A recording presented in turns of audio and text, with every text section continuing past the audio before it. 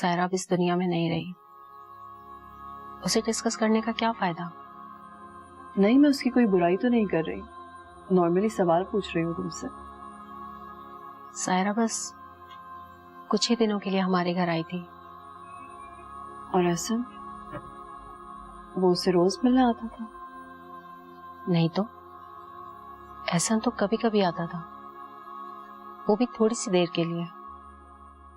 तो फिर तुम्हारे ससुराल से उसे निकालने में किसका हाथ था, या वो खुद चली गई? सायरा मेरे घर में बहुत रिलैक्स थी, उसे तो बस इज्जत से सर छुपाने के लिए जगह चाहिए थी।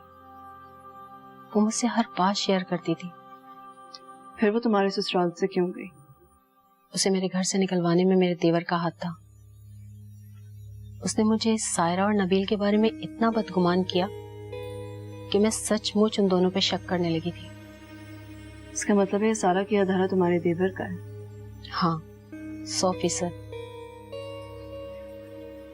मुझे तो रह रह के ये ख्याल आ रहा है कि काश मैं सायरा के साथ इतनी बदकलामी ना करती। वो भी चाहे तो चंद दिनों की मेहमान थी। पता नहीं मेरे लिए अपने दिल में कितनी नफरतें लेकर गई होगी इस दुनिया से। मुझे भी ये खबर मिल गई थी कि एहसन ने उसको यहाँ छुपा के रखा हुआ है, लेकिन मैं भी इसलिए खामोश हो गई क्योंकि मैं जानती थी कि सायरा सिर्फ कुछ दिनों की मेहमान है। हाँ देखो कितनी चुपचाप चली गई। तुम प्लीज एहसन से कोई जिक्र मत करना इन बातों का। अब इस बारे में डिस्कशन करने का क्या फायदा? अब ना तो सायरा इस दुनिया में रही और ना एहसन उसके पीछे दौड़ेगा।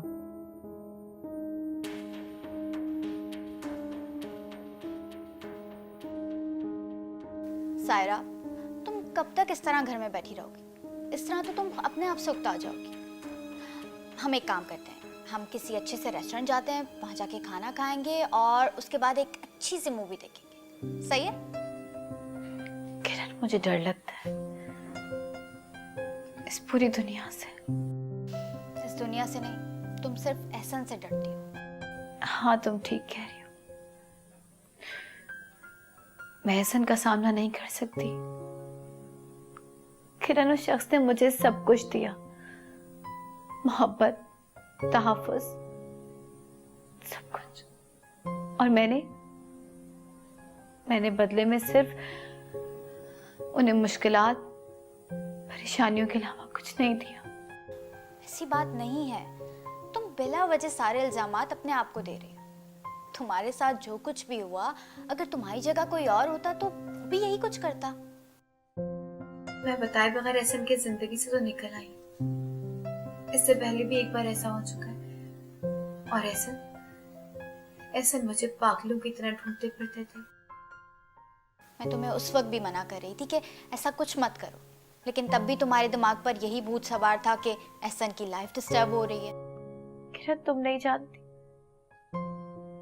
मैं अंदर से कितना टूट चुकी। मैं नहीं जानती कि जिंदगी मुझे कहाँ लेके जाना चाहती है। तुम सारा दिन घर में बंद रहती हो, अपना मोबाइल नंबर भी चेंज कर लिया तुमने, इस खौफ से बाहर नहीं निकलती कि कहीं एहसन देख ना ले, जानते हुए भी कि तुम उसके बच्चे की माँ बनने वाली हो। किरण, मैं क्या करूं? मुझे कुछ समझ नहीं आता। ये तो एहसन के साथ जाती होगी ना, उसका बच्चा इस दुनिया में आने वाला है और बाप को अपने बच्चे की खबर ही नहीं है। किरण, मुझे खौफ है इस बात का कि कहीं एहसन के घर वाले मुझे मेरी औलाद से महरूम ना कर दें। तुम तो उसके घर वालों की बहुत तारीफें करती थी, वो इतने जालिम तो नहीं हो सकते कि एक बच्चे को उसकी माँ से दूर कर दें। मुझे अंदाजा नहीं कि मेरे बच्चे के साथ एहसन के घर वाले क्या करेंगे। ये बच्चा सिर्फ तुम्हारी खुशी नहीं बल्कि एहसन और उसके घर वालों के लिए भी एक नेमत होगा। तो बहुत खुश होंगे कि उस बच्चे की वजह से उनके घर में रौनक आ जाएगी। किरण, अगर एहसन के घर वालों ने मुझे कबूल नहीं किया तो मेरे पास इस आने वाले बच्चे के अलावा कुछ भी नहीं है। सायरा, तुम सब कुछ अभी से सोच लोगी तो सिवाय टेंशन के तुम्हें कुछ हासिल नहीं होगा। हर चीज को अपने वक्त पे होना होता है। फैसले वक्त को करने दो।